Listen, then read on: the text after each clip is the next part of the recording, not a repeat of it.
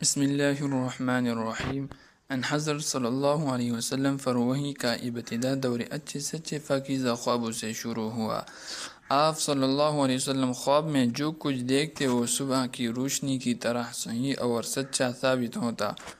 پھر من جانب قدرت آپ تنہائی پسند ہو گئی اور آپ صلی اللہ علیہ وسلم نے غار حرا میں خلوت نشینی اختیار فرمائی اور کئی دن اور رات وہاں مسلسل عبادت اور یاد الہی و ذکر و فکر میں مشغول رہتے، جب تک گھر آنے کو دل نہ چاہتا تو ہمارا لیے ہوئے وہاں رہتے۔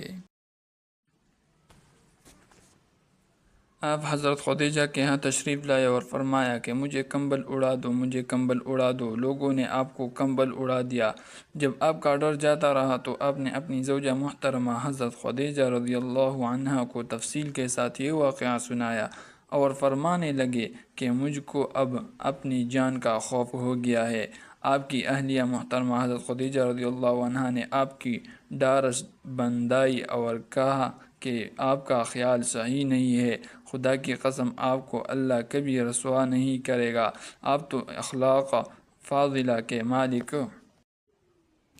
آپ تو کم با پرور ہے، بے کسوں کا بوجھ اپنے سر پر رکھ لیتے ہیں، مفلسوں کے لیے آپ کماتے ہیں، مہمان نوازی میں آپ بھی مثال ہے اور مشکل وقت میں آپ امر حق کا ساتھ دیتے ہیں۔ اس فرشتے نے مجھ کو نہایت ہی زور سے بھینچا کہ مجھ کو سخت تکلیف محسوس ہوئی۔ پھر اس نے کہا کہ پڑھ۔ میں نے کہا میں پڑھا ہوا نہیں ہوں۔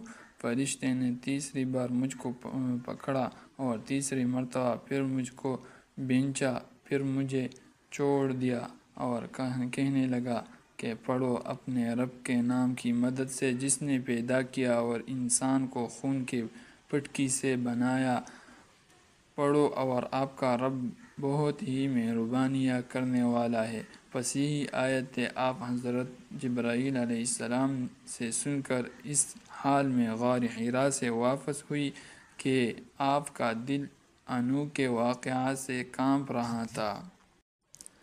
ایسے اوصاف حسنہ والا انسان یوں بے وقت ذلت و خواری کی موت نہیں پا سکتا۔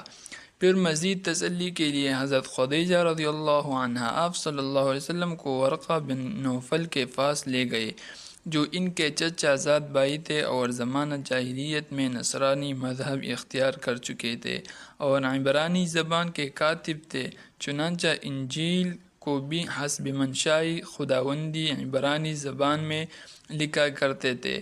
انجیل سریانی زبان میں نازل ہوئی تھی، پھر اس کا ترجمہ عبرانی زبان میں ہوا۔ ورقہ اسی کو لکھتے تھے، وہ بہت بوڑھے ہو گئے تھے، یہاں تک کہ ان کی بینائی بھی رخصت ہو